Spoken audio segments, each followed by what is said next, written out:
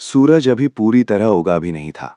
शहर के किनारे फैले विशाल कूड़े के मैदान में एक दुबला पतला आदमी फटी हुई कमीज और घिसे जूतों में छड़ी से कचरा उलट पुलट रहा था। नाम था रमेश। गांव शहर के लोग उसे कबाड़ी रमेश या निकम्मा कहकर पुकारते थे। बच्चे दूर से देखकर चिल्लाते, अरे देखो कचरा राजा फिर आ गया। रमेश कुछ नहीं कहता, बस सिर झुकाए चुपचाप अपना काम करता और चला जाता। उसकी झोपड़ी में न चूल्हा जलता था, न कोई इंतजार करता। 3 साल पहले बीवी सुनीता ने बेटे अर्जुन को लेकर मायके चली गई थी। आखिरी दिन उसने कहा था, तुम्हारे साथ भूखे मरना नहीं चाहती। उस रात रमेश ने पहली बार रोया था। उसके बाद से अकेलापन ही उसका साथी बन गया था। उस सुबह भी रमेश ने कूड़े के एक नए ढेर को चुना। छड़ी से मिट्टी हिलाते हुए अचानक उसकी नज़र एक बड़े काले बैग पर पड़ी। बैग बिल्कुल साफ सुथरा था, न कीचड़ न गंदगी, मोटी जिप और 2 मजबूत ताले लगे हुए। किसने फेंका होगा? रमेश बुदबुदाया। जब उसने बैग खींचा तो वजन ने उसे चौंका दिया। बहुत भारी था। चारों तरफ नजर दौड़ाई, कोई नहीं था। धुएं के घने बादलों के पीछे खिसक कर उसने जिप खोली। अंदर प्लास्टिक की पारदर्शी शीट्स में लिपटी नोटों की गड्डियां थीं। 2000 के नए नए नोट। एक गड्डी निकालकर खोली तो उसकी सांस अटक गई। हर गड्डी में 1 लाख। बैग में कम से कम 40 करोड़ तो लग रहे थे। रमेश के घुटने कांप गए। वो वहीं धरती पर बैठ गया। हाथों से नोट छूकर देखा, नकली नहीं लग रहे थे। आंसू आ गए। भगवान, ये सपना तो नहीं? पर डर भी साथ था।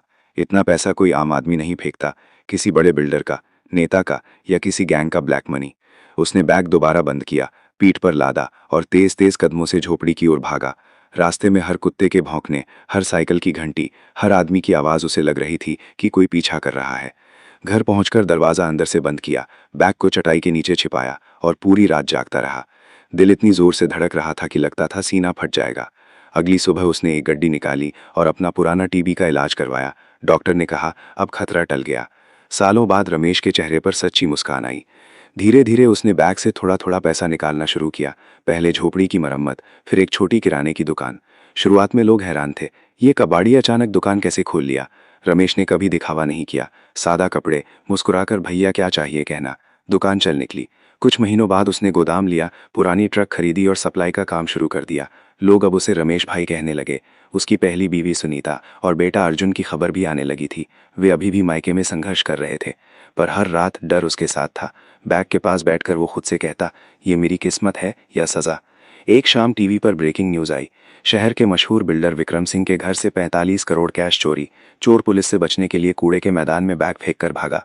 पुलिस पूरे इलाके में तलाश कर रही है, चोर अभी फरार। रमेश का खून ठंडा हो गया। वही बैग, वही जगह। उस रात उसने पहली बार बैग को खोलकर सारे नोट गिने। हाथ कांप रहे थे। अचानक बैग के अंदर एक छोटा डायरी मिली। उसमें लिखा था, ये पैसा विक्रम सिंह का ब्लैक मनी है। अगर मैं पकड़ा गया तो ये बैग ही मेरी आखिरी उम्मीद है। चोर राकेश। रमेश के शरीर में ठंडी लहर दौड़ गई। तरक्की तेज हो गई। रमेश ने दुकान को बड़ा बाजार बना दिया, गोदाम बढ़ाए, 2 ट्रक और खरीदे। गांव शहर में उसका नाम रमेश व्यापारी हो गया। लेकिन वो कभी महंगी गाड़ी नहीं लाया, न महल जैसा घर। बस थोड़ा थोड़ा पैसा लगाता रहा। फिर एक दिन दुकान पर मीरा आई। 32 साल की विधवा, सादगी भरी मुस्कान, अपने छोटे भाई के साथ रहती थी। बातें बढ़ी। मीरा उसे इंसान की तरह देखती थी। एक शाम उसने कहा, रमेश जी, आपकी आंखों में अभी भी दर्द है, क्या बात है? रमेश पहली बार किसी से अपना अतीत शेयर करना चाहा, लेकिन चुप रह गया। कुछ महीनों बाद दोनों की शादी हो गई। सादी शादी। मीरा के आने के बाद घर में सुकून आया। थक कर लौटने पर अब कोई मुस्कुराकर दरवाजा खोलता था। लेकिन रात गहराते ही रमेश बैग के पास चला जाता। अब भी वही डर, वही सवाल। पहला बड़ा ट्विस्ट आया जब सुनीता और अर्जुन अचानक लौट आए। अर्जुन अब 16 साल का हो चुका था। सुनीता रोते हुए बोली, रमेश, हम गलती कर बैठे। अब तुम्हारे पास सब कुछ है, हमें भी अपना समझ लो। रमेश का दिल टूट गया। एक तरफ मीरा, जो उसकी सबसे मुश्किल वक्त में साथ खड़ी हुई, दूसरी तरफ पुराना परिवार। उसने सुनीता को मना नहीं किया। अर्जुन को पढ़ाई के लिए अच्छा स्कूल भेज दिया और सुनीता को अलग मकान दिलवा दिया। लेकिन मीरा के चेहरे पर उदासी छा गई। रमेश अब और ज्यादा परेशान रहने लगा।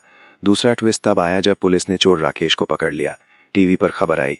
चोर ने कबूल किया कि उसने बैग कूड़े के मैदान में फेंका था, लेकिन बैग अब तक नहीं मिला। पुलिस पूरे इलाके में छापेमारी कर रही है। रमेश के पैरों तले जमीन खिसक गई। उसने बैग को फिर से मिट्टी में गाड़ दिया। रात को नींद नहीं आती थी। वो सोचता, अब क्या करूं? सारा पैसा पुलिस को सौंप दूं या खुद को बचा लूं? मीरा ने एक दिन पूछ लिया, रमेश, तुम कुछ छिपा रहे हो ना? बताओ, मैं साथ हूं। रमेश ने आखिरकार सब कुछ बता दिया। मीरा सुनकर चुप हो गई। फिर बोली, ये पैसा तुम्हारा नहीं है, इसे वापस करना चाहिए। रमेश ने फैसला किया, वो बैग पुलिस को सौंप देगा, लेकिन इससे पहले उसने बाकी बचे पैसे से गांव में एक स्कूल और अस्पताल की नींव रख दी। अपना नाम नहीं लगवाया, चुपचाप मदद की। अंतिम और सबसे बड़ा ट्विस्ट, एक रात जब रमेश बैग लेकर पुलिस स्टेशन जाने वाला था, दरवाजे पर दस्तक हुई। बाहर विक्रम सिंह खड़ा था, वो बिल्डर जिसका पैसा था, उसके साथ 2 गुंडे। विक्रम सिंह मुस्कुराया। रमेश, मैं जानता हूँ बैग तुम्हारे पास है। चोर राकेश ने मेरा पैसा चुराया था, लेकिन असली बात यह है कि ये पैसा मेरा भी नहीं था। ये राजनीतिक फंडिंग का ब्लैक मनी था। मैंने खुद चोर को भेजा था ताकि पुलिस को गुमराह कर सकूं, लेकिन अब तुमने इसे इस्तेमाल करके अपना बिजनेस खड़ा कर लिया। रमेश स्तब्ध रह गया। विक्रम सिंह आगे बोला, अब 2 रास्ते हैं, या तो तुम मुझे बैग वापस कर दो और मेरे साथ काम करो, मैं तुम्हें और अमीर बना दूंगा, या फिर तुम जानते हो क्या होगा। मीरा पीछे से बोली, रमेश मत मानना, हम गरीबी में भी खुश थे। रमेश ने गहरी सांस ली। उसने बैग उठाया और विक्रम सिंह के सामने रख दिया, लेकिन बैग खोलते ही विक्रम सिंह का चेहरा बदल गया। बैग में नोटों की जगह पुराने अखबार भरे थे। असली नोट रमेश ने पहले ही स्कूल, अस्पताल और गरीबों में बांट दिए थे, चुपके से, बिना नाम के। विक्रम सिंह गुस्से से चिल्लाया, ये क्या मजाक है? रमेश शांत स्वर में बोला, मैंने तुम्हारा पैसा नहीं लिया, मैंने सिर्फ किस्मत का दिया हुआ इस्तेमाल किया। अब जो बचा था वो तुम्हें लौटा रहा हूँ, लेकिन जो मैंने गरीबों को दिया वो कभी वापस नहीं होगा। गुंडों ने रमेश को पीटना शुरू किया। मीरा चीखी, अर्जुन भी आ गया और बीच में आ गया।